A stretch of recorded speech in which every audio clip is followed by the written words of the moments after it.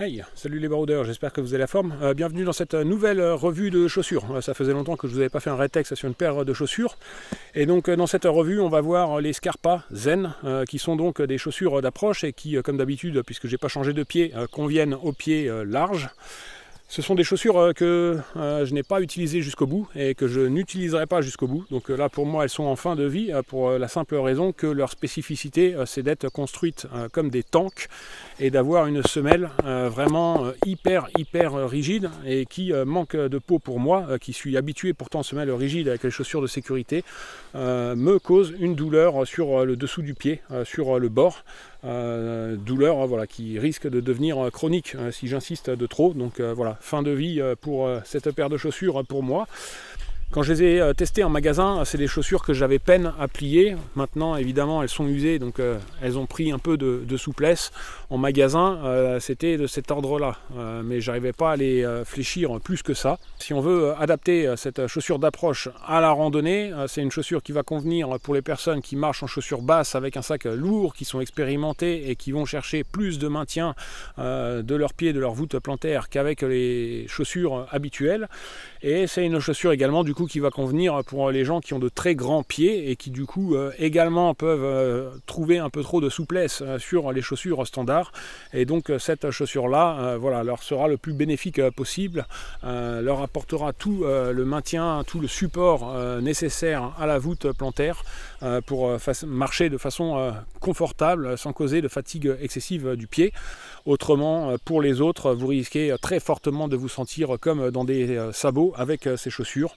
Et puis également, ça va être adapté dans son usage originel en tant que chaussure d'approche pour les personnes qui marchent sur du caillou bien pointu et qui ont besoin d'une forte protection de la voûte plantaire. Voilà, c'est tout ce que j'ai à dire pour cette chaussure. On a fait le tour, hein. Sinon après sa construction, voilà, construction très solide avec du cuir épais et puis c'est pas des empiècements de cuir, donc là il y a des coutures tout de même qui font un peu de design, mais on est sur du cuir en une pièce, donc il n'y a aucun problème à ce niveau-là. Elles ont une bonne étanchéité, elles n'ont pas failli en termes d'étanchéité. On a évidemment le pare-pierre sur l'avant et puis tout autour également une membrane synthétique qui vient protéger l'humidité et puis protéger également des agressions des pierres, etc.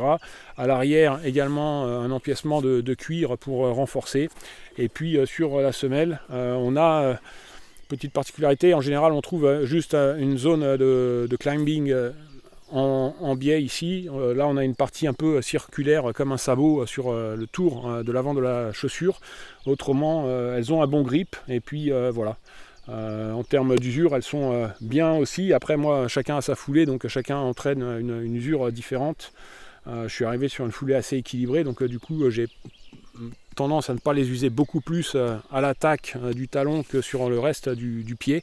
Mais autrement, il me semble en tout cas voilà, que même en termes d'usure, c'est un caoutchouc qui est vraiment résistant. Voilà, on arrive à y planter l'ongle, mais ça n'a rien à voir avec d'autres modèles beaucoup plus souples. On est vraiment sur un caoutchouc rigide, semelle Vibram bien sûr.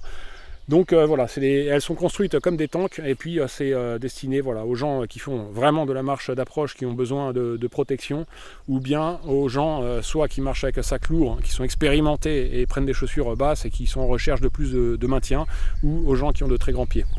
Voilà, fin de la vidéo, j'espère que ça vous sera utile dans votre choix de chaussures et puis je vous dis à une prochaine. Ciao!